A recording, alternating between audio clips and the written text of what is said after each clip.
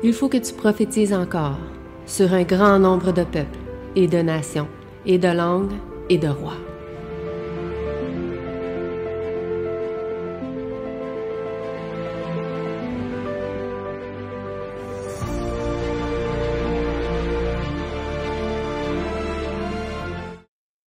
Donc, bonjour à tous. Ça va matin. J'espère que vous allez bien aujourd'hui en ce sabbat ensoleillé. Donc aujourd'hui, nous allons continuer notre leçon de l'école du sabbat, notre trimestre sur l'étude du livre de Pierre, avec cette deuxième partie, ou cette deuxième leçon, qui portait le titre « Le salut parfait ». Nous allons donc parler du salut au travers du livre de Pierre, dans 1 Pierre 1, verset 10 à 16, si je ne me trompe pas. Oui? OK, parfait. Donc, nous allons voir ça ensemble. Nous allons voir quelles sont les particularités que Pierre voulait soulever au sujet du salut. Et nous allons donc aussi pouvoir partager ensemble les grandes leçons que Pierre voulait nous permettre de comprendre au travers de cette leçon. Avant de commencer, bien sûr, j'aimerais pouvoir prier avec vous pour que nous puissions donc entamer cette leçon entre les mains du Seigneur. Prions. Notre Père qui est aux cieux, j'aimerais te remercier pour l'opportunité que tu nous permets d'avoir d'être aujourd'hui présent, que tu puisses bénir tous ceux et celles qui sont ici présents avec nous, Seigneur, et permettre que vraiment cette leçon ait pu toucher notre cœur, qu'elle ait pu révéler peut-être certaines choses que nous avions mal compris au travers de la lecture ou l'étude de ce livre, Seigneur, et que tu puisses continuer à nous bénir et à nous exhorter au travers de l'étude, Seigneur, de ta parole et de tout ce que tu désires de nous, Seigneur. Puisses-tu nous bénir en cette journée? C'est ma prière donc pour ces choses, au nom de ton Fils Jésus-Christ. Amen. Amen. Donc, on va débuter par une révision de ce qu'on a vu la semaine dernière, de la même manière que ce trimestre est fait. Donc, qu'est-ce qu'on avait parlé la semaine dernière? Quel était le titre de la leçon? Quels étaient les versets que nous avions étudiés la semaine dernière?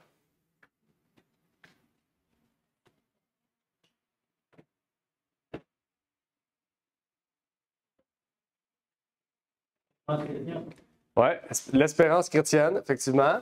C'est le titre de la leçon. Quel verset qu'on a parlé? Oui, 1 Pierre 1, verset 1 à 9, exactement. C'était quoi le message central? Là, vous allez dire c'est l'espérance chrétienne. Oui, j'ai compris. Mais de quoi qu'on avait plus parlé? De quelle était l'espérance chrétienne qu'on avait compris dans cette leçon? Le thème qui revenait là, de cette espérance. Oui, de foi, exactement. Exactement. On a parlé de la foi. La foi, c'est le moyen par lequel nous pouvons obtenir cette espérance dans notre cœur. Et cette espérance, bon, on sait que c'est le salut. Malgré que la foi, c'est ce qui nous procure cette espérance, mais le salut, c'est justement le fait de savoir, quand on dit j'ai obtenu le salut, c'est parce qu'on le sait qu'on est sauvé. C'est ça le salut, en fait. Okay? Mais pour ça, il faut la foi. Donc, la foi est la source d'espérance qui nous permet d'obtenir le salut. Okay? C'est ce qu'on avait vu. Aujourd'hui, on va donc entamer dans ce salut parfait. Qu'est-ce que ça signifie? Qu'est-ce que Paul voulait nous dire en lien avec ce sujet? Et donc, nous allons voir qu'est-ce qu'il y en est. Et dans 3 Jean 1, verset 4, on nous disait « Je n'ai point de plus grande joie que d'apprendre que mes enfants marchent dans la vérité. » Donc, ceux qui ont la foi, on avait vu aussi qui marchaient dans leur foi. Leur foi, c'était le motif de leur marche chrétienne. Et ils marchaient au travers de leur foi. Et on voit que ceux qui ont de la joie, ceux qui ont la plus grande joie, ceux qui ont la foi, c'est ceux qui marchent dans la vérité. Okay? Donc, marcher dans la vérité, c'est quelque chose qui se fait tout au long de notre vie, en fait. Hein? Marcher dans la vérité, c'est tant aussi longtemps qu'on est sur cette terre, on doit marcher dans la vérité. Donc, on doit se sanctifier. Ça, c'est seulement par la foi. On doit avancer, on doit cheminer. Okay? C'est ce que Pierre voulait nous soulever la semaine dernière. Et donc, aujourd'hui, on va encore plus parler de cette idée-là aussi. Et au travers de cette idée-là de marcher par la foi, la sanctification, l'espérance chrétienne, on avait vu un terme que Pierre utilisait pour nous identifier. Quel était le terme à laquelle Pierre nous identifiait en tant que chrétiens? Ça, c'est la semaine dernière. Il y avait un terme qu'on utilisait. On avait pris le temps d'étudier ce mot-là.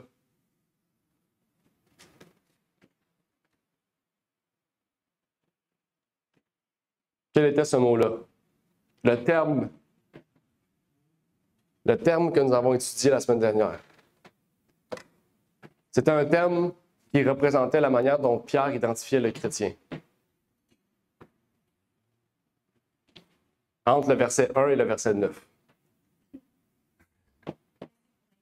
Ouais. C'est un indice. Le cœur de Dieu? Non. C'est au début des versets, là. C'est au début. Je pense que c'est les 2 premiers versets. Les gentils? Non, on n'est pas des gentils, nous. Ben, on est gentils, mais on n'est pas des gentils. Tu penses? Élus. Élus, exactement. Élus. Il nous avait appelés élus de Dieu. OK? Je pense que c'est le verset 2. 2, c'est ça, exactement. Donc, dans les 2 premiers versets, Pierre identifie les chrétiens comme les élus de Dieu. On avait vu la semaine dernière qu'est-ce que ça voulait dire élus. OK? On va étudier ça aussi plus tard. Je vais préparer quelque chose sur la prédestination, le fait d'être élu de Dieu, l'élection de Dieu. Qu'est-ce que ça veut dire? Qu'est-ce que c'est? Pour mieux comprendre vraiment l'idée biblique de ça. Mais il nous avait identifiés comme étant les élus. Nous sommes les élus de Dieu. Okay? Donc, ceux qui ont foi, mais ceux qui désirent marcher par la foi. C'est ça, les élus de Dieu.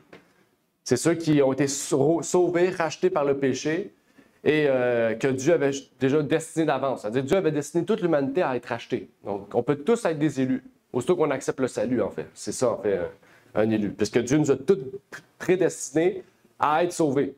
OK? C'est juste à nous de l'accepter, ce choix-là. C'est à nous d'accepter de dire « Je veux marcher avec le Seigneur ». Mais aujourd'hui, on entre dans le salut. On a vu, et on voit, le salut de Dieu, c'est quelque chose de parfait. C'est une promesse que Dieu nous a faite bien avant la création du monde, et c'est ce qui nous permet d'être appelés élus de Dieu ou d'être appelés élus, d'être choisis de Dieu, donc d'être élus, d'être parmi l'élection de Dieu. Okay? Mais Dieu nous avait choisis d'avance. C'est-à-dire, avant la naissance, avant la planète, avant la création de l'humanité, Dieu avait déjà choisi, mis en place un plan au cas où que l'homme tombe. Okay? Ce plan-là, c'est le plan du salut. C'est le plan qui prédestinait tout homme à pouvoir être sauvé. Ce n'est pas à être sauvé, mais c'est à pouvoir être sauvé. Ça veut dire que ce plan nous est donné et c'est à nous de l'accepter. Et au travers de toute la Bible, on parle de ce salut. Ce n'est pas juste dans le Nouveau Testament. Dès la Genèse, on parle du salut. Est-ce que vous savez dans quel passage biblique on peut trouver le salut de Dieu prophétisé? Quel personnage biblique, quelle personne biblique, personnage biblique, a parlé du salut et l'a donc prophétisé? Parce que les gens, c'est vraiment dans le Nouveau Testament qu'on voit le terme salut. Okay? Qu'on voit le terme salut, on voit Jésus qui explique davantage ce que c'est le salut, mais ce n'est pas quelque chose de nouveau. Okay? C'est comme le sabbat. Le sabbat, on en parle dans l'Ancien Testament, dans le Nouveau, on réutilise ce terme-là, mais on ne réexplique pas le sabbat, c'est quoi dans le Nouveau Testament, parce que on l'explique déjà depuis des 30-40 livres, là. Donc on n'a pas besoin de réexpliquer. Est-ce que vous connaissez des personnages bibliques où on a vu le salut de Dieu, où que ces gens ont pu prophétiser le salut de Dieu? Il y en a beaucoup. Je ne les ai pas toutes nommés, là. C'est Dieu lui-même. Oui. Dans Genèse 3:15. Oui, effectivement. Effectivement, Genèse, c'est vrai, Dieu en a parlé. Tu vois, ça, je ne l'ai pas marqué. Mais c'est vrai, Dieu en a parlé. Il y en a un autre dans Genèse. Isaïe. Isaïe, tu parles d'Isaïe, le prophète? OK. Oui, exactement. Isaïe 49, verset 6. On ne va pas tous lire les versets, j'en ai plein, mais on ne va pas tous les lire. Mais Isaïe 49, verset 6 parle du salut de Dieu. Dans Genèse, il y en a un autre. Moïse n'est pas dans Genèse. Genèse termine sur Jacob.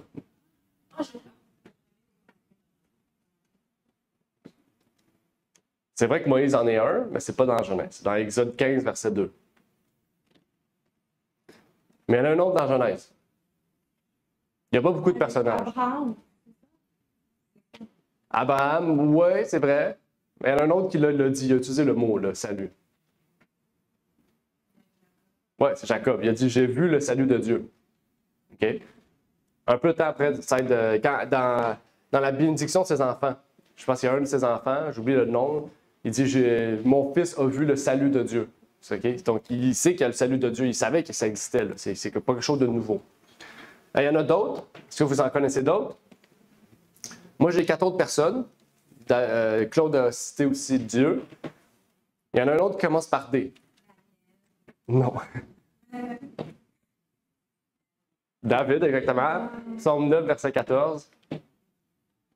Il en reste 3 prophètes. Moi, j'ai noté 3 prophètes. Si vous en avez d'autres, il reste 3 prophètes.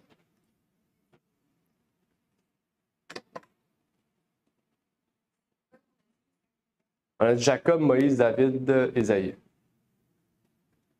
Il en reste 3. Il y en a un autre qui commence par J.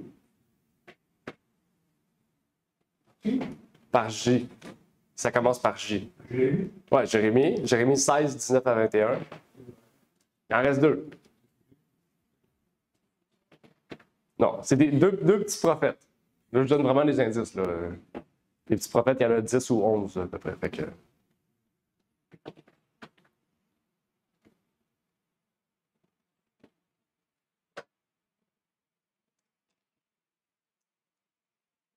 Deux petits prophètes.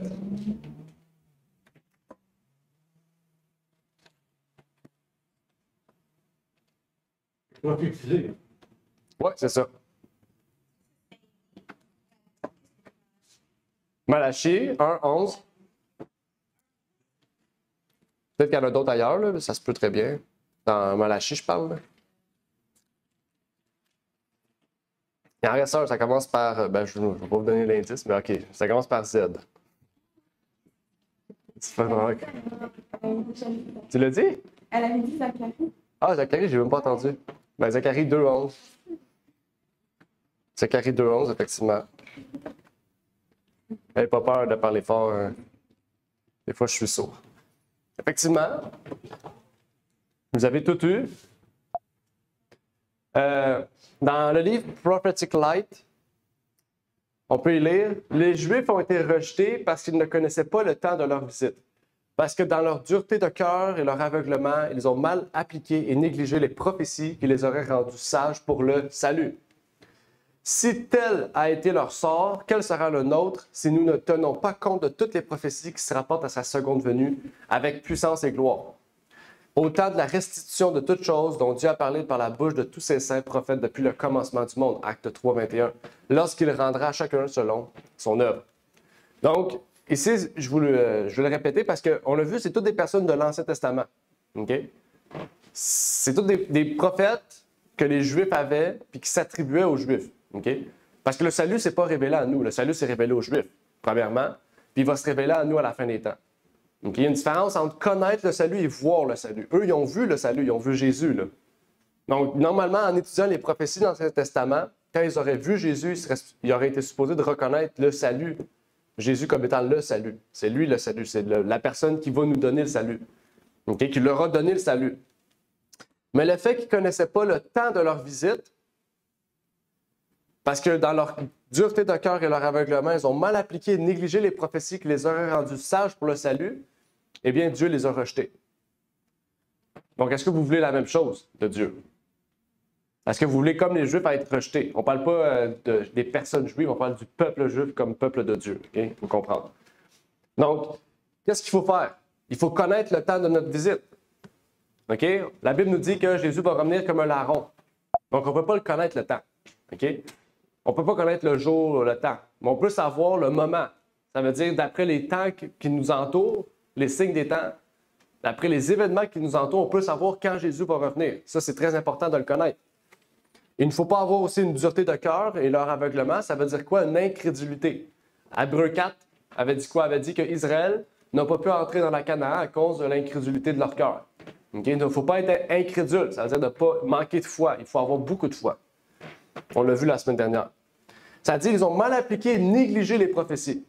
Donc, ça veut dire qu'il ne faut pas mal appliquer, mais il ne faut pas négliger les prophéties. Ça dit qu'il les aurait rendus sages pour le salut.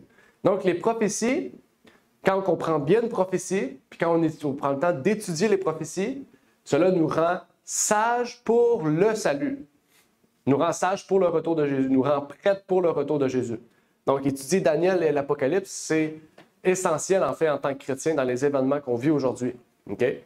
Puis le message des 3 anges, c'est le message le plus crucial. Okay? Toute l'Apocalypse est importante, mais le message des 3 anges, c'est le message vraiment qui nous amène aux événements finaux, les derniers événements qui vont s'écouler jusqu'à la fin. Donc, ce passage-là est très important, parce que les Juifs ont vu le salut. L'humanité aussi aura l'occasion de pouvoir le voir au retour de Christ. Mais c'est en ce moment, en fait. De la même manière que les Juifs ont été avertis par Jean, nous sommes des Jean-Baptiste qui avertissent que Jésus s'en vient. Donc, s'ils ne nous croient pas, ils ne pourront pas croire Jésus, en fait. C'est ça le problème. Ils ont tué Jésus, ils ont tué Jean-Baptiste, ils n'ont pas cru à Jésus aussi. Quelques-uns l'ont cru. Ils se sont repentis, mais très peu. Donc, il faut vraiment avoir beaucoup de foi pour voir le salut. Et le verset 11, en fait, de 1 Pierre, répondant à cette question-là. On va aller voir. Je l'ai parce que ma Bible se referme à chaque fois. On va aller voir 1 Pierre.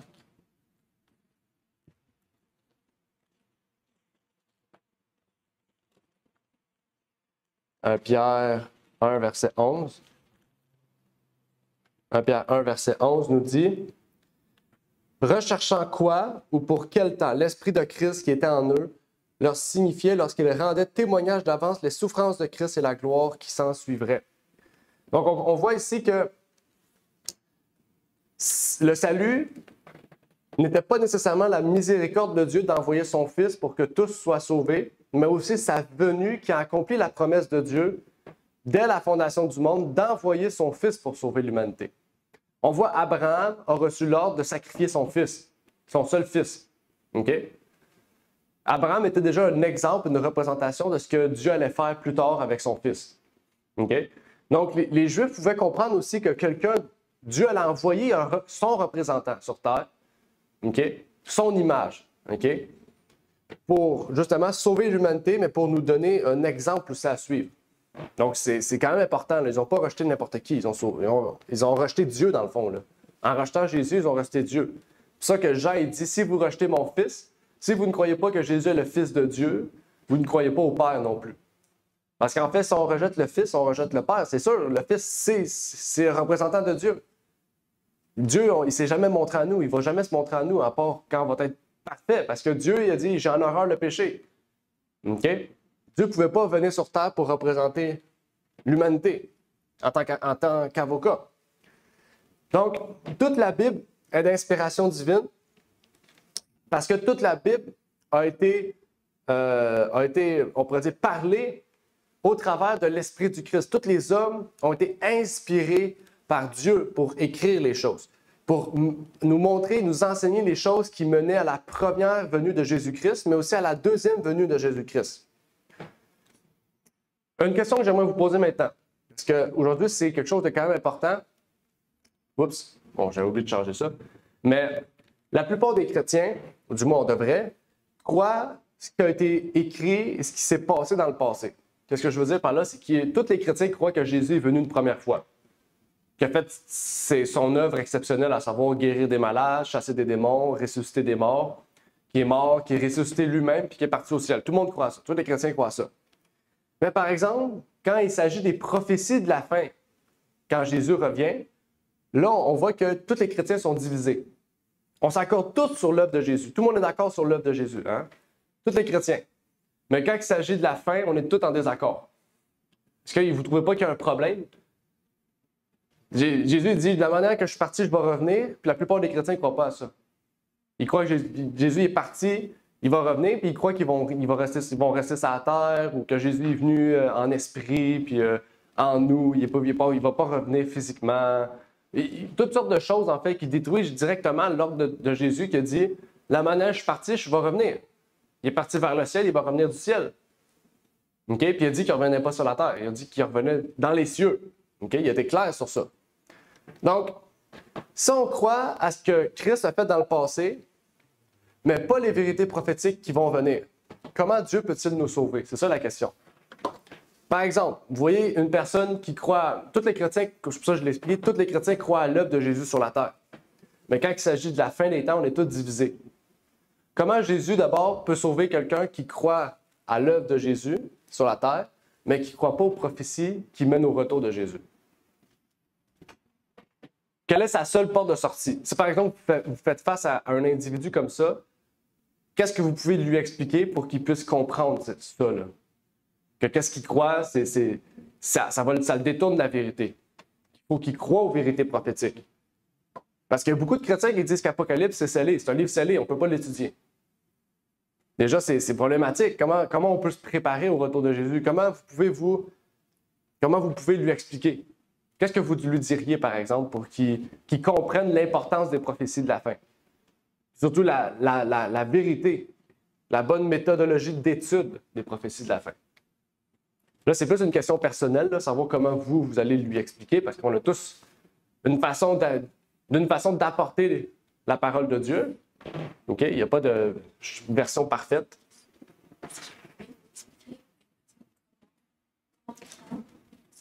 Je ne sais pas si la question était claire. Je sais que c'est un peu... Une personne.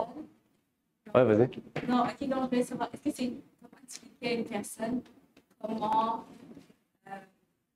à ce que Dieu a fait dans le passé, mais pas au prophétie? Ouais, c'est ça. Ok, mais moi, je voudrais savoir que comme si on prend au Dieu du passé puis au Dieu du présent, comment on pourrait avoir une distinction entre ces deux personnes-là quand c'est la même personne? Ce que Dieu a opéré dans le passé, c'est les mêmes choses qu'il aura à venir. Puis il prend toujours le temps d'avertir ses enfants. Je prendrais le cas de la captivité du peuple d'Israël avec Babylone, par exemple. Dieu a vraiment fait tout pour avertir son peuple. Et bien que ce n'était pas comme le second avènement de son fils, certains ont malheureusement comme perdu la vie ou ça a juste été comme horrible. Fait que si on prend ces préparations alors qu'on met en parallèle avec quelque chose pourtant qui dépend de notre salut à 100% pour cette époque, pourquoi ne pas comme prendre cette croyance et la mettre aussi comme pour le présent, alors que tout ce qui arrive a été prophétisé pour Dieu, alors qu'il aime ses enfants, il veut juste nous avertir de ce qu'on a fait. Mm-hmm. Ouais. Effectivement. Si une autre personne aimerait peut-être y répondre, oui, Claude. Ben, dans 2 Pierre, 1, verset 19, il dit « Nous avons aussi une parole prophétique plus sûre à laquelle vous faites bien d'être attentifs, comme une lampe qui brille dans un lieu sombre jusqu'à ce que le jour resplendisse et que l'étoile du matin se lève dans vos cœurs. » Donc, c'est tellement important, la parole prophétique, qu'on peut être perdu si on ne la connaît pas très bien. Donc, il dit en dernier, jusqu'à ce que le jour resplendisse et que l'étoile du matin. On sait que l'étoile du matin, c'est Jésus. Mm-hmm. On va perdre Jésus de vue si la parole prophétique est fausse. Ou si on n'essaie pas de vouloir la comprendre. Ou on ne cherche pas de l'aide pour nous éclairer sur l'Apocalypse surtout, là, Daniel aussi. Oui, effectivement. Je réponds à ta question. Oui, effectivement, c'est vrai. Mais en plus, c'est intéressant, tu parles de l'étoile du matin, mais on en parle plus dans l'Apocalypse. Donc, déjà, tu ne peux pas comprendre complètement ce que signifie étoile du matin si tu ne dis pas l'Apocalypse. Parce qu'on en parle dans le 3e chapitre de l'Apocalypse, du premier même chapitre. Parce que c'est une problématique. Okay? Il y a beaucoup de personnes, je ne connais pas toutes les dénominations, je sais que plusieurs baptistes disent qu'il ne faut pas étudier le livre de l'Apocalypse parce que c'est scellé. Les évangéliques disent que c'est une partie de l'Apocalypse qui se passe dans notre temps, les autres, c'est dans 1000 ans, donc on ne sera plus là. Donc, c'est pas à nous d'étudier ça. Donc, il reste une minorité de gens qui étudient l'Apocalypse. OK? Minorité, quand je dis minorité, c'est pas 1%, ça peut être 15, 30, 40%, parce que les évangéliques ne représentent pas 100% du monde. Là. Mais vous comprenez que c'est ça divise beaucoup. Oui, Ramla. Mais j'allais dire que si on reprend ton pourcentage, c'est vrai qu'il y en a qui peuvent l'étudier, mais encore là, est-ce qu'ils l'étudient de la bonne façon? Ça fait en sorte que le pourcentage est encore plus réduit. Puis Dieu le dit lui-même, comme son peuple est en train de mourir à cause qu'ils n'ont pas la connaissance qu'il faut. Fait que si on dit on doit fermer ces livres parce que c'est notre époque, tout le livre est là, on peut l'étudier. Il n'y a rien qui nous dit que comme ouverture, ne l'étudiez pas à cause que c'est pas notre époque. Si le livre est là au complet, la parole est là, c'est qu'on doit l'ouvrir et on doit la sonder les Écritures. Même si c'était pas pour notre époque ou quelque chose, juste en avoir la lecture puis la connaissance des paroles, on le doit. Mais maintenant, c'est pour notre époque, alors il faut l'avoir doublement. C'est ça. Effectivement. Est-ce qu'une personne aimerait intervenir? Non? Parfait. On va aller lire un passage intéressant. Dans l'événement des derniers jours, on peut y lire « Chacun sera jugé et mis à l'épreuve selon la lumière qu'il a reçue. Ceux qui se détournent de la vérité pour se tourner vers des fables ne doivent pas s'attendre à recevoir une nouvelle chance. Il n'y aura aucun millénium temporel. Ceux qui ont été convaincus dans leur cœur par le Saint-Esprit et qui résistent à la vérité, usant de leur influence afin que d'autres ne puissent la connaître, ne seront jamais convaincus à nouveau. Ils n'ont pas cherché à transformer leur caractère pendant le temps de probation qui leur était offert et le Christ ne leur redonnera pas l'occasion de paraître une nouvelle fois sur la terre. La décision est définitive. Donc, on voit ici que chacun sera jugé et mis à l'épreuve selon la lumière qu'il a reçue. Ça, c'est intéressant parce que c'est ça la marche chrétienne. C'est que plus tu marches, plus que tu dois avoir jugé et mis à l'épreuve. Oui, c'est ça. Plus que tu vas marcher, plus que tu vas être jugé sévère parce que tu reçois plus de lumière. Donc, c'est sûr que tu as plus de mise en pratique que quelqu'un qui est nouveau. Puis tu vas recevoir plus d'épreuves. OK? Plus que ta marche avance, plus tu seras jugé sévèrement parce que tu reçois plus de lumière. Donc, tu dois te mettre en concordance avec cette lumière en plus grande partie, vous comprenez? C'est normal. Quand tu connais 2 choses, puis tu connais 30 choses, c'est sûr que 2 choses, c'est plus facile que 30. OK? Puis tu vas avoir plus d'épreuves parce que vu que tu connais beaucoup de choses, mais là, tu vas avoir beaucoup de choses, tu vas devoir peut-être quitter, tu vas devoir peut-être te détacher, tu vas peut-être faire face à d'autres difficultés, donc c'est normal. C'est pour ça qu'on est jugé selon nos lumières. Okay? Donc c'est pour ça en fait qu'on ne peut pas critiquer. Souvent, on a la critique facile ou on a le jugement facile, mais en fait, plus qu'on avance, plus qu'on a de lumière. On doit en avoir des lumières, plus. Ça veut dire qu'on doit connaître plus la parole de Dieu, on doit mieux comprendre la parole de Dieu. Okay? Donc ça, c'est au fur et à mesure de notre marche chrétienne. Okay? Et plus qu'on fait ça, eh bien, plus qu'on va faire face à des difficultés. Et là, il faut rester attaché à la vérité. Il faut rester attaché à la vérité. Il faut rester attaché à ce que le Christ nous a révélé. Ça, c'est très important. Et c'était le but principal des prophéties de l'Ancien Testament. Et qu'est-ce que les Juifs ont fait? C'est que les Juifs ont détourné l'attention de cette vérité. Ils ont dit Jésus va revenir comme un roi, comme un prince glorieux. Ils ont annoncé ça au peuple. Puis tout le peuple s'est détourné de ce que le Christ allait être. Il y a plein de versets dans la Bible qui disent que le Christ va naître dans une mangeoire, dans une étable, puis qu'il va être pauvre, il va se faire crucifier, etc. Puis eux, ils ont tous mis ces textes-là de côté pour prendre juste le fait que Jésus revient victorieux, comme un combattant, comme un chef de guerre. Vous comprenez? Les dirigeants ont fait quoi? Ils ont pris ça, puis ils ont détourné l'attention du peuple vers un autre Jésus. OK? C'est ce que les églises peuvent faire aujourd'hui. Prendre l'attention des prophéties de la fin des temps et les détourner vers un autre retour de Jésus, qui n'existe pas, là. Ça ne sera pas ça. Puis ça, c'est ceux qui sont le plus en tort, c'est pas ceux qui suivent, c'est ceux qui annoncent ces choses. OK? Ceux qui annoncent ces choses vont recevoir un double jugement. Et on a vu même cette semaine que les anges eux-mêmes sont là, en ce moment, ils sont là, ils nous regardent, puis ils regardent à quel point on étudie l'Évangile, pour qu'eux aussi comprennent qu'est-ce que nous, on comprend de la parole, qu'est-ce que nous, on comprend de l'Évangile. Ils sont là, puis ils approfondissent. On a lu dans 1 Pierre 1 qu'ils regardent, ils nous regardent, ils étudient pour voir, ah, wow, c'est ça que l'Évangile nous révèle. C'est ça, parce que l'Évangile a été écrit que pour l'homme. Hein? Les anges n'ont pas l'Évangile, la parole de Dieu. Les anges n'ont pas ça. Okay? Ça a été donné pour les hommes. Okay? Puis les anges viennent nous voir pour voir comment on étudie ça, puis voir, comprendre eux-mêmes, puis étudier, puis voir, puis dire, wow, tout ça c'était écrit dans l'Évangile. Tout ça parle de notre Sauveur, de notre Maître. Il nous parle de Michael, l'archange, notre chef. Ça parle de Jésus.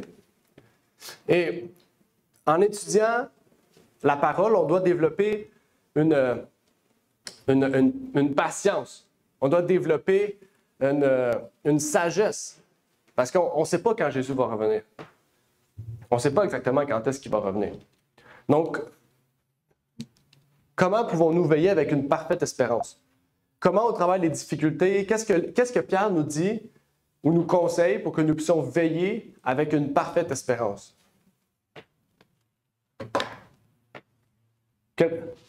Quels sont les conseils de Pierre pour que nous puissions veiller avec une parfaite espérance?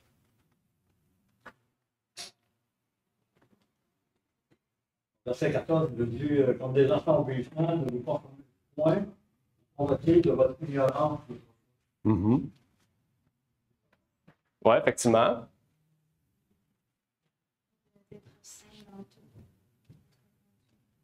D'être saint dans notre conduite, OK. D'être sobre, ça c'est intéressant. OK? Ça c'est important. On va parler, ce que vous avez dit, c'est bon, sur la sainteté, on va revenir dans quelques instants. Puis sur ce que Claude aussi, on va revenir dans quelques instants. Mais le moyen de veiller, OK, c'est d'être sobre, mais il dit aussi d'être saint, de avoir la ceinture de la vérité. Rappelez-vous, Pierre parle de quelque chose que Paul avait déjà parlé, hein, l'armure du chrétien. Il a dit qu'il faut avoir la ceinture de la vérité. OK? Vous vous rappelez, c'est quoi l'armure du chrétien? C'est quoi les descriptions de l'armure du chrétien? C'est un peu long. Le casque, du salut. Après? Ouais, l'épée de l'esprit. Le bouclier de la foi. De quoi? Ah, les souliers de celui qui apporte la paix. Oui, l'évangile de paix. Oui, il en reste. Ceinture de la vérité. Ceinture de la vérité. Bouclier de... Le bouclier de la foi. Oui, la cuirasse de la justice. OK? Donc, exactement. Donc, on avait vu que la ceinture, c'est important. La ceinture, c'est ce qui tient tout. Hein? Si on n'a pas la vérité, on n'a pas l'esprit. Parce que l'épée est après la ceinture. Donc, pas de ceinture, pas d'esprit. OK? Ça veut dire que tu dévies, c'est sûr. Tu ne peux plus te défendre, en fait. Tu n'as plus de moyen d'attaque, plutôt même. L'épée, c'est ce qui nous permet d'attaquer les dragons. Donc, si tu n'as plus de ceinture, tu n'as plus de moyen d'attaque, même de défense contre le dragon. C'est grave, là, quand même. Parce que la vérité, c'est ce qui permet de tenir notre épée. On avait vu aussi dans Pierre qui parlait de la sobriété, d'être sobre. On sait ce que ça veut dire sobre, OK? Le fait de boire ou pas boire, mais ça, c'est dans l'idée générale. Ça en fait partie, bien sûr, mais quand on parle de sobriété, c'est aussi la sobriété spirituelle. OK? Le fait d'être sobre, le fait d'être réveillé, d'être là, attentif, ça veut dire d'être capable de discerner. Être sobre, c'est avoir un discernement. OK? Et c'est ce que Éphésiens 6 nous disait. Soyez donc fermes, vos reins saints de la vérité, revêtus de la cuirasse de justice. Donc, c'est quelque chose d'important d'être sobre et d'être saint de la vérité. Et c'est ce que la servante nous disait. Elle nous disait, il est difficile de tenir fermement le début de notre confiance jusqu'à la fin. Et la difficulté augmente lorsque des influences cachées sont constamment à l'œuvre pour introduire un autre esprit, un élément qui fait contrepoids du côté de Satan. En l'absence de persécution, il s'est glissé dans nos rangs des personnes qui semblent saines et dont le christianisme est incontestable. On ne parle pas juste des jésuites, on parle aussi de l'ivraies. Satan, il sème de l'ivraies. Hein? Donc, Satan, il prend des gens, des fils de... Il prend ses enfants, les enfants de Satan, puis il les rentre dans l'Église. On sait que dans l'Église, il y a les enfants de Dieu, puis les enfants de Satan. Il dit, mais qui, si la persécution survenait, s'éloignerait de nous. Donc, c'est pour ça que Jésus dit, laissez le blé l'ivraie jusqu'à la fin. Parce que quand la persécution va arriver, l'ivraie va partir. L'ivraie, il n'a pas de la vérité comme ceinture, donc il n'y a pas de moyen de défense contre les persécutions. Donc, on n'aura besoin de rien faire. Ils vont être là, on sait qu'ils sont là, il faut le savoir, il faut être capable de discerner, mais on ne va rien faire. Okay? Parce qu'ils ont le droit de venir à l'Église, c'est gratuit, la parole. C'est sûr que s'ils dérangent publiquement la cause, ce n'est pas la même chose, mais on sait que les persécutions vont les éloigner de nous. C'est-à-dire, dans la crise, est-ce qu'il est là? Dans la crise, ils verraient de la force dans les raisonnements spéciaux qui ont influencé leur esprit.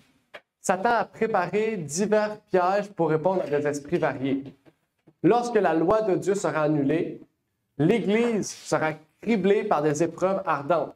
Et une proportion plus importante que nous le prévoyons aujourd'hui prêtera l'oreille aux esprits séducteurs et aux doctrines de démons. Au lieu d'être fortifiés lorsqu'ils sont placés dans des situations difficiles, beaucoup prouvent qu'ils ne sont pas des branches vivantes de la vraie vigne. Donc, on voit ici, lorsque la loi de Dieu sera annulée, on parle dans le monde entier. Donc, c'est quand le gouvernement, la politique va annuler la loi de Dieu, OK, complètement. C'est là que l'Église sera criblée par des épreuves ardentes. C'est là que l'Église va subir le plus d'attaques, le plus de persécutions que de toute l'histoire de l'humanité. Ça va juste aller graduellement. OK? Donc, ça, il faut se préparer face à ça. Le verset 14 à 16 de 1 Pierre 1 nous parle de choses importantes quant à l'obéissance de Dieu. On a vu quand on a étudié le message des 3 anges, la crainte de l'Éternel. OK? Il nous parlait aussi de ne point retourner aux convoitises d'autrefois. OK? Donc, les convoitises d'autrefois, c'est ce que vous savez qui est convoitise, puis que vous retournez. OK? Parce que tu ne peux pas retourner à quelque chose que tu ne sais pas que c'est mal. OK? Faut que tu le saches que c'est mal, tu t'en es sorti. Puis lui, Pierre, il dit, il ne faut pas retourner à ce que vous êtes sorti. Et ça nous parlait de la sainteté aussi. On avait parlé de la sainteté. Donc, la question qui tue, c'est, est-il possible d'être saint comme Dieu l'est? Est-il possible d'être saint comme Dieu l'est? C'est la question qui tue. Qui dit oui à main levée? Oui, OK. c'est possible. OK. Tout le monde dit oui? Qu'est-ce que Pierre dit? En lien avec la sainteté, qu'est-ce qu'il dit? Parce que Pierre, il cite un texte de l'Ancien Testament, là, de Deutéronome. Donc, c'est de Lévitique. C'est pas un texte nouveau, là. OK? Je les en parle aussi. Oui, je les en parle, ben oui, c'est ça. C'est pas prêt comme mon père se fait. Oui, exactement, il en parle, effectivement. Qu'est-ce qu'il dit, Pierre? 16, il dit, mais comme celui qui vous a appelé est saint, vous aussi de même soyez saints dans toute votre conduite, selon ce qu'il est écrit, soyez saints car je suis saint. Oui, selon ce qui est écrit, c'est ça, ici c'est un texte. Donc, est-ce que vous croyez que la parole de Dieu est véritable? Si Pierre dit « Soyez saints comme mon Père Céleste est saint », puis il dit « Référez-vous à un texte que la Bible dit », donc il fait redire ce qui a déjà été dit depuis le passé, on doit y croire. Maintenant, c'est pas de dire « Je vais interpréter ça pour dire « Bon, Dieu est saint dans une sphère, puis nous, c'est différent, donc c'est pas la même sainteté. » C'est absurde. Ça dit « Si Dieu est saint, c'est que nous soyons saints. » Okay? Le but, c'est pas de sanctifier tout ce qui nous entoure. C'est nous. On parle de nous. L'intérieur de nous. Notre personnalité, notre caractère. La personne que nous sommes doit être sainte.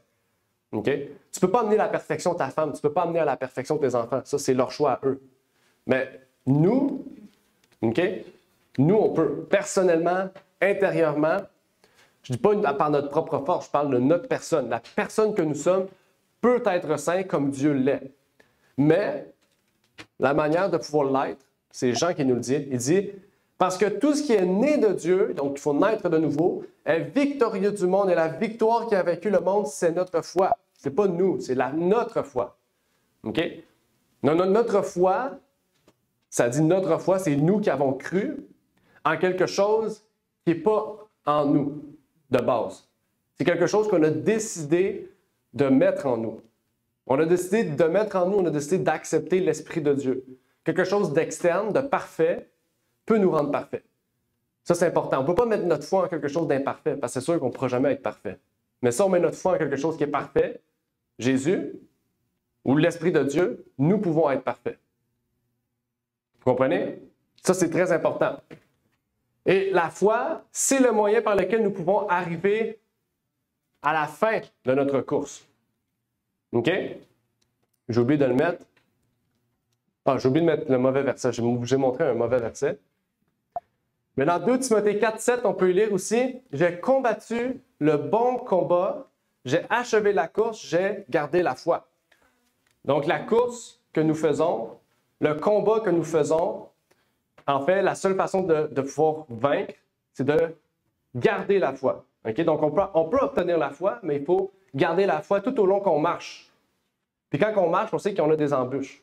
Mais il faut conserver la foi. C'est ce qu'on a vu depuis ce matin, la semaine dernière. Oui, Arnaud. Et aussi, on avait vu dans 1 Thessaloniciens, Dieu, en effet, ne nous a point appelés à l'impureté, mais à la sainteté. De même aussi dans 1 Thessaloniciens 3, verset 13, « Et qu'ils affermissent vos cœurs pour qu'ils soient irrépréhensibles en sainteté devant Dieu, votre Père, lors de la venue de notre Seigneur Jésus-Christ avec tous ses saints. » Donc Dieu est un Dieu saint et il nous appelle vraiment à rejeter l'impureté, nous rapprocher de lui. Exactement. Exactement. En fait, il faut parler comme Paul a parlé. Il dit non que j'ai déjà atteint le but ou que je sois déjà parvenu à la perfection, mais je cours avec ardeur pour saisir le prix. C'est pour cela ainsi que j'ai été saisi par Jésus-Christ. Donc, on voit la marche chrétienne, c'est quelque chose qui, chaque jour, est renouvelé. Okay? Chaque jour est renouvelé. Paul, il dit, c'est pas que je suis arrivé à la fin de la course, c'est pas que je suis arrivé à la victoire ou que je suis arrivé à la perfection, parce que chaque jour, c'est un combat qui reprend. OK? Donc, c'est pas que la journée se termine puis que demain, c'est fini. Après ça, on est arrivé. Non. Chaque jour, on recommence notre combat. OK? Donc, chaque jour, on doit ressortir dans le monde, faire face à Satan, faire face à ses ennemis. Mais tant aussi longtemps qu'on a la foi, on garde l'armure du chrétien puis on a la victoire. Ça dit, la victoire sur le monde, c'est notre foi. OK? Donc, si nous sommes nés de Dieu, si nous conservons cette armure du chrétien que Paul nous décrit dans Éphésiens 6, eh bien, on a automatiquement la victoire. Le seul moyen d'obtenir la victoire, c'est par la foi. J'aimerais lire donc une citation qui nous dit « Soyez donc parfaits comme votre Père qui est aux cieux est parfait. » L'homme doit être parfait dans son environnement comme Dieu l'est dans le sien. Comment peut-on atteindre un niveau aussi élevé? La perfection requise est basée sur la perfection du Christ qui, de Dieu, est devenu pour nous sagesse, justice, sanctification et rédemption. C'est lui qui a donné le commandement exigeant la perfection, lui qui était de naissance un être humain, bien qu'allié à la divinité. Il nous dit après, il a parcouru le chemin que nous devons emprunter et il dit, « Sans moi, vous ne pouvez rien faire, mais avec lui, nous pouvons tout faire. » C'est ainsi que l'on peut obtenir un caractère parfait. Donc, on parle vraiment du caractère. Dieu ne donne jamais un ordre sans fournir la grâce nécessaire à son accomplissement. D'amples dispositions ont été prises pour que l'homme participe à la nature divine. Dieu nous invite à être participants de la nature divine. Donc, être participant de la nature divine, c'est comme Dieu est parfait dans sa sphère, nous devons l'être dans notre environnement, dans notre sphère. OK? Donc, c'est qu'est-ce qui rend la tâche difficile, mais Dieu dit dans la Bible qu'il nous a donné ça, OK? Il nous a donné cet ordre, mais malgré qu'il nous a donné cet ordre, il nous a donné tous les outils nécessaires pour y aller, pour obtenir. OK? Dieu ne nous dira pas « fais ça » puis ça serait impossible. Sinon, ce n'est pas un Dieu qui est rempli de grâce et de miséricorde. Un Dieu rempli de grâce et de miséricorde, c'est un Dieu qui nous donne tous les outils nécessaires pour réussir. Tous les outils nécessaires pour passer par-dessus les tentations, les épreuves, les difficultés de la vie. Oui, Claude.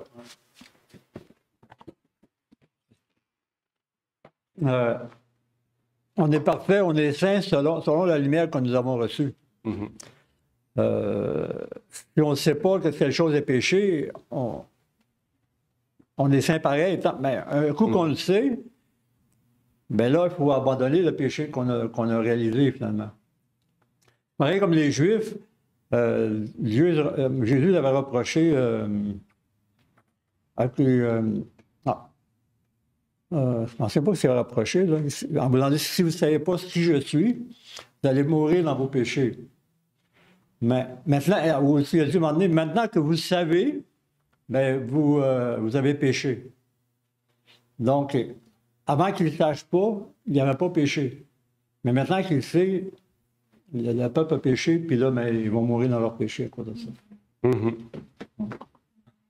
Effectivement. Effectivement. C'est ce qu'on a lu tantôt dans je ne sais plus c'était dans quel passage, je ne sais pas si c'était une citation qu'on avait lue. Ça, oui, chacun sera jugé et mis à l'épreuve selon la lumière qu'il a reçue. Donc, c'est ça. Comme tu as dit, tu as cité le texte de Jésus. Donc, effectivement, c'est une bonne citation. Donc, est-ce qu'il y avait des questions avant de terminer, puisqu'on arrive à la conclusion de l'école du sabbat?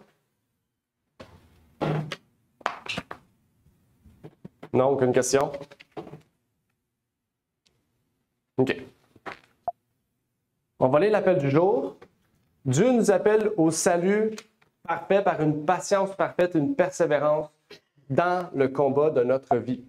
C'est ce qu'on avait étudié dans notre leçon de l'école du sabbat. Le titre de la leçon, c'était « Salut parfait ». Comment le salut de Dieu est parfait. Dieu nous a donné un salut parfait. Il nous donne la possibilité aussi de pouvoir obtenir ce salut par la foi.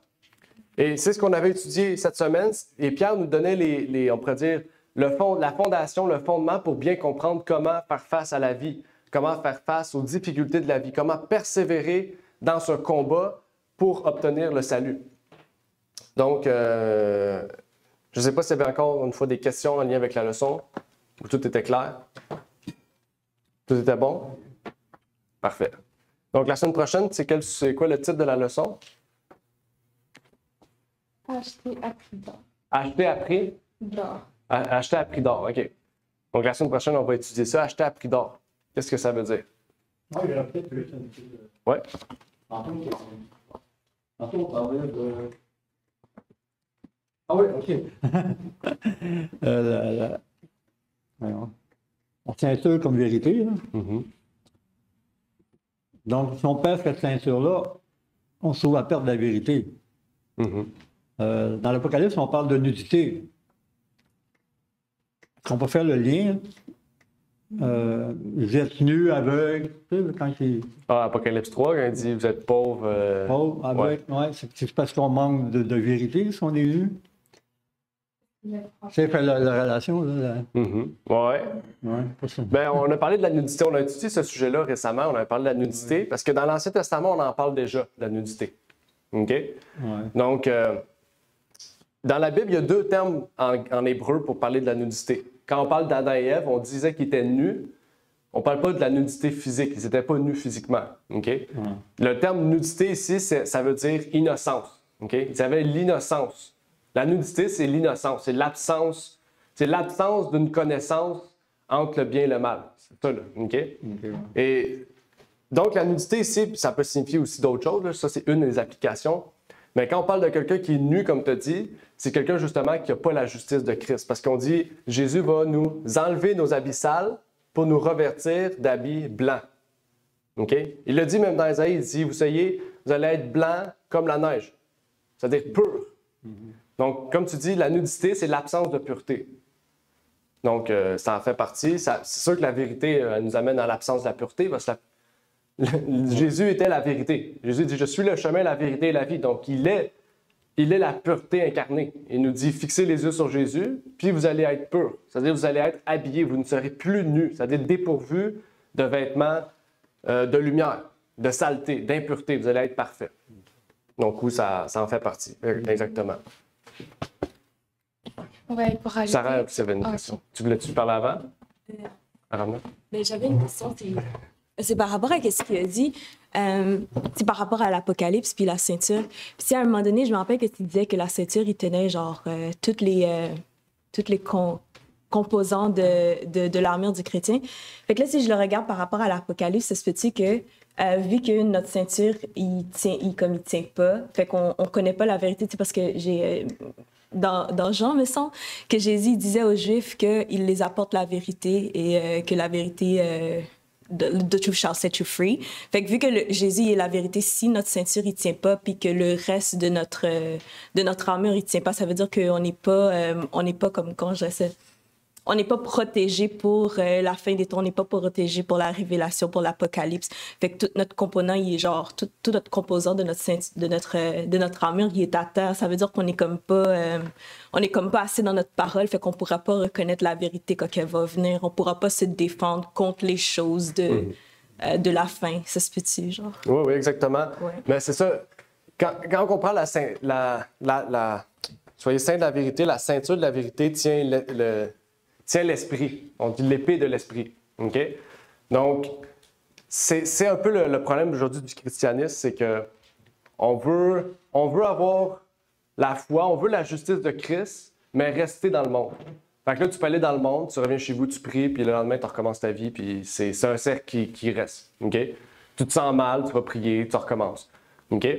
Parce que justement, vu que tu n'as pas l'esprit de la vérité, tu n'as pas l'épée de la vérité de l'esprit, désolé, eh bien, tu n'as pas la force nécessaire pour fuir le péché, pour fuir le monde. Fait que tu restes dans un cercle vicieux tout le temps. Parce qu'à la base, il te faut la ceinture. Sans ceinture, tu n'as pas de moyen d'attacher ton épée. Donc, la vérité et l'esprit, c'est-à-dire la réception de Christ en toi, la force nécessaire pour te détacher du monde, pour te révéler peut-être les péchés que tu fais, révéler les choses à laquelle tu dois te détacher, mais tu ne l'as pas en fait. Parce que tu n'as pas la ceinture, tu n'as pas la vérité. C'est-à-dire que tu ne dis pas la parole de Dieu, tu l'ouvres et de dire « OK, ça j'ai compris, ça c'est la parole, ça c'est la vérité, là je m'applique à la suivre. » C'est ça en fait. Donc exactement, plus le temps avance, plus que les difficultés font face, donc plus qu'il nous faut cette ceinture, plus qu'il nous faut cet esprit. Il ne nous faut pas juste la cuirasse ou juste le casque ou juste le bouclier, parce qu'on peut tous avoir ça. Ça, c'est gratuit. Tous les chrétiens ont ça. Mais il nous faut ceindre la ceinture de la vérité. Okay? Donc, par exemple, on dit souvent, bon, les témoins de Jéhovah sont dans l'erreur, ils disent Jésus est créé et tout. Mais au plus tôt, on devrait les encourager, aller les voir, leur dire, quand ils viennent cogner chez vous, c'est pas de... Écrivez pas sur votre porte, on veut pas de témoins de Jéhovah. Il y en a beaucoup qui, au lieu de dire pas de colporteur, c'est pas de témoins de Jéhovah. Donc, il faut justement les laisser rentrer, parler avec eux. Si après ça, ils veulent pas, comme Claude a dit tantôt, je vous ai annoncé la vérité, vous l'avez refusée. Maintenant, vous avez commis un péché. Okay? Parce qu'il y en a beaucoup qui ne savent pas ces choses, en fait. Il y a beaucoup qui sont... On pense que tous les chrétiens connaissent tout, mais non, on a beaucoup à apprendre. Tous, même nous, même moi, on a tous à apprendre quelque chose. Puis c'est pas de nous que ça va apprendre, c'est des autres. C'est de l'esprit. Puis des fois, l'esprit travaille dans les autres parce que les autres ont l'épée. Puis nous, peut-être, on ne l'a pas. Puis on veut l'avoir. Donc, les autres aussi vont nous amener des choses pour comprendre la vérité. Sur notre vie personnelle, peut-être sur le péché, des péchés qu'on a. Donc, il faut rester humble à ce niveau. Oui, Aranda. Oui, ce que je voulais dire, c'était pour appuyer ce que Claude disait, qu'en fait, oui, vraiment, la nudité, comme de ce qu'on voit dans l'Apocalypse et dans le verset, c'est vraiment pareil. Parce que comme truc que je me donne pour me rappeler comme des composantes de l'armure du chrétien, c'est que la cuirasse, c'est vraiment une composante qui est portée, qui représente la justice de Christ. Et de même aussi dans l'Apocalypse, on voit qu'il y avait 5 problèmes à l'Apocalypse, c'est qu'ils sont pauvres, aveugles, misérables, nus. Et je pense que, je m'en souviens plus c'était quoi l'autre, mais on voit qu'il y avait 3 solutions. Et les 3 solutions, c'était le collyre pour oindre les yeux, pour qu'ils puissent avoir le discernement, qu'ils puissent avoir la connaissance, qu'ils puissent acheter de l'or afin qu'ils puissent être riches. Et pour la nudité, c'était vraiment le vêtement de justice de Jésus-Christ. Acheter le vêtement de justice. Donc, sans Jésus, on ne peut rien. C'est vraiment lui qui donne notre accès vraiment au Père. Donc, je trouvais ça vraiment beau comme lien qui a été fait. Oui, exactement. Est-ce qu'il y a d'autres questions avant la prière finale? Non? OK. Bon, on va terminer par une courte prière. Notre Père qui est aux cieux, j'aimerais te remercier pour l'opportunité que tu nous permets de pouvoir étudier ce sujet. Tu nous permets d'étudier l'épître, la première épître de Pierre, Seigneur. Merci de nous donner cette opportunité de mieux comprendre ta parole et de mieux l'appliquer dans notre vie, au travers de notre marche chrétienne, Seigneur. Notre marche remplie d'épreuves, de difficultés. Mais tu es toujours là avec nous, Seigneur, et tu as dit que tu tiendrais notre main pour nous guider, Seigneur, sur le chemin. Comme une lampe à nos pieds, Seigneur, tu nous guides au travers des épreuves, au travers des difficultés. Et tu nous amènes des frères et des sœurs, Seigneur, pour nous entretenir et pour fraterniser, pour grandir spirituellement. Nous te remercions, Seigneur, pour cela. Et nous voulons que tu puisses continuer à faire cela au travers de notre vie. Et au travers de cette prochaine semaine auquel nous allons étudier un autre sujet et continuer notre étude et lecture, Seigneur, du livre et de l'épître de Pierre. C'est ma prière donc pour ces choses, au nom de ton Fils Jésus-Christ. Amen. Merci d'avoir écouté cette vidéo. Si vous désirez rejoindre l'œuvre au Québec, veuillez nous contacter par email à asjh1889 de Terrebonne @gmail.com et via Facebook à commercial asjh1889 de Terrebonne. Merci à vous et que Dieu vous bénisse.